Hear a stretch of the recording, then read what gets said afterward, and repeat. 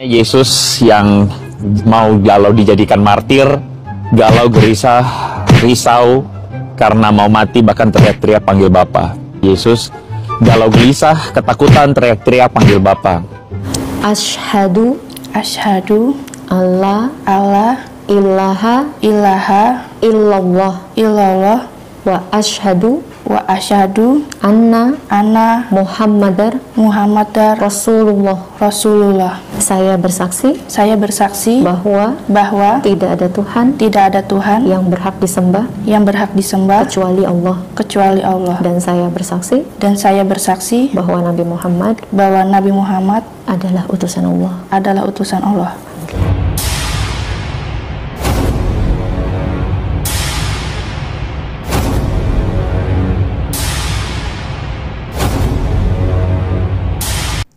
Assalamualaikum warahmatullahi wabarakatuh.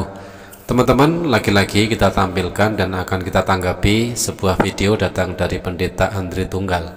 Kali ini Pendeta Andre Tunggal curhat tentang Tuhannya galau, Tuhannya risau, Tuhannya teriak-teriak memanggil Tuhan yang lain. Nah teman-teman, bagaimanakah curhatan Pendeta Andre Tunggal? Langsung saja mari kita simak videonya. Teman kita yang lain bilang katanya Yesus yang mau galau dijadikan martir, galau gelisah, risau karena mau mati, bahkan teriak-teriak panggil Bapa.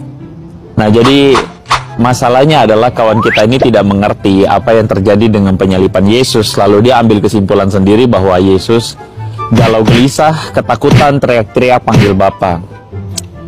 Apa yang Yesus lakukan adalah pada waktu itu di dalam sebuah pergumulannya sebelum disalib adalah Yesus sedang mengalami sebuah hukuman karena dosa, yaitu karena dia menanggung dosa manusia yang terpisah dari Bapa. Sehingga itulah yang sedang Yesus alami. Dia mengalami kegentaran dan ketakutan karena itulah hukuman paling menakutkan yang bisa ditanggung oleh seseorang, yaitu terpisah dari Bapa. Dan Yesus sebagai sang anak Allah itu akan terpisah dari Bapa dan dia menanggung dosa kita. Dan karena itulah dia berkata di kayu salib, Eli Eli lama sabachthani, Allahku mengapa engkau meninggalkan aku. Karena itu teman kita LPD, kalau kamu belum mengerti kekristenan, gak usah komen terlalu banyak. Itu penjelasannya. Ya, itulah curhatan dari Pendeta Andre Tunggal yang mengatakan kalau Tuhannya galau, risau dan ketakutan, dan juga Tuhannya itu teriak-teriak Eli Eli lama sabachthani. Tuhannya Andre Tunggal teriak-teriak memanggil Tuhan yang lain. Memang ada tertulis di dalam Bible kepunyaan Pendeta Andre Tunggal tersebut, Yesus itu sedih, Yesus itu gentar dan terasa akan mati, seperti yang tertulis di dalam Matius 26 nomor 37 dan 38. Kita akan bacakan. Dan ia membawa Petrus dan kedua anak Zebedeus sertanya, maka mulailah ia merasa sedih dan gentar. Lalu katanya kepada mereka, hatiku sangat sedih seperti mau mati rasanya. Tinggallah di sini dan berjaga-jagalah dengan aku. Tertulis di dalam Matius 26 nomor 37 dan 38. Nah teman-teman, di dalam Bible kepunyaan Pendeta Andre Tunggal tersebut ya, jelas tertulis seperti itu. Tetapi kalau kita melihat di dalam kitab suci agama manapun, tidak akan pernah kita temukan yang namanya Tuhan itu harus sedih, yang namanya Tuhan itu harus gentar, yang namanya Tuhan itu takut akan mati. Nah, kecuali di dalam Bible kepunyaan Pendeta Andre Tunggal tersebut.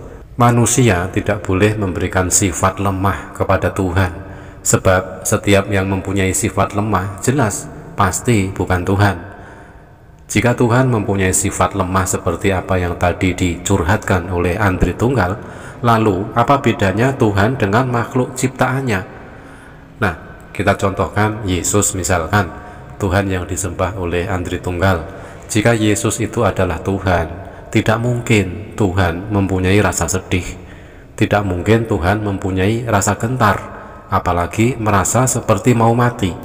Nah, sifat-sifat lemah seperti itu adalah sifat makhluk ciptaan Tuhan.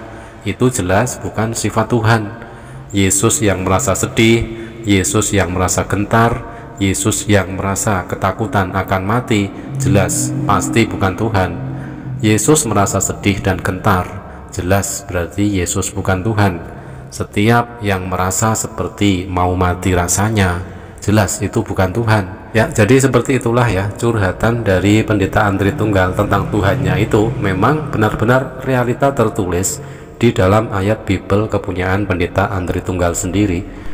Makanya tidak heran kalau ada orang Kristen yang kritis dan logis mendalami Bible-nya sendiri. Mereka kebanyakan yang kritis dan logis itu pasti akan mu'alaf atau bersyahadat. Alhamdulillah, hari ini saya kedatangan tamu, Mbak Lucia Yesika Asih Setiawati, betul? Betul. Mbak Yesika datang ke sini tujuannya untuk mengikrarkan 2 kalimat syahadat, ya? Yeah. Saya tanya dulu, apakah ada paksaan? Enggak. Enggak ada ya? Enggak ada. Masnya nggak maksa ya? Enggak. Ini? Enggak ada yang maksa. Karena nggak boleh, Mbak, orang masuk Islam karena terpaksa itu tidak boleh, nggak boleh, itu haram kalau dalam Islam. Jadi harus atas keinginan sendiri. Sudah yakin, Mbak Yesika? Sudah. Sudah siap? Sudah. Baik, bisa kita mulai ya? Baik, Mbak Yesika bisa memulai membaca. Bismillahirrahmanirrahim. Bismillahirrahmanirrahim. Surat pernyataan memeluk agama Islam.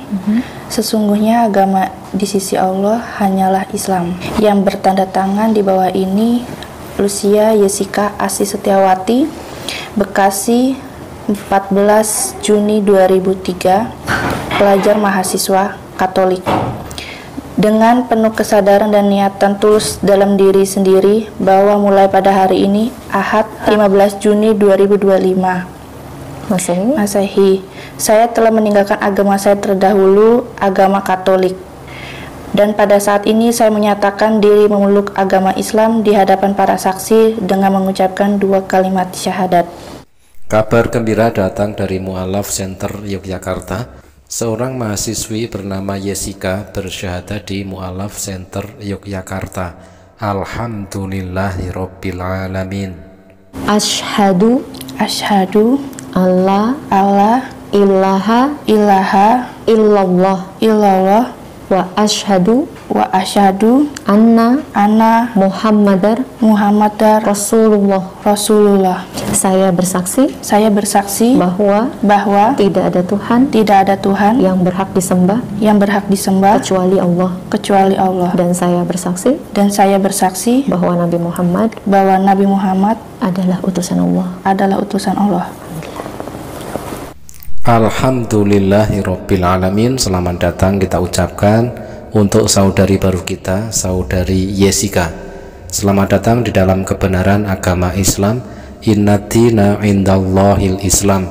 Sesungguhnya agama yang hak di sisi Allah hanyalah Islam. Dan tentunya kita doakan juga untuk saudari Yesika, mudah-mudahan istiqomah di dalam iman dan Islam, semakin semangat belajar tentang agama Islam, dan istiqomah juga di dalam menjalankan syariat-syariat agama Islam. Demikian teman-teman, hiburan dari Andri Tunggal dan update mu'alaf terbaru datang dari Mu'alaf Center Yogyakarta. Terima kasih. Wassalamualaikum warahmatullahi wabarakatuh.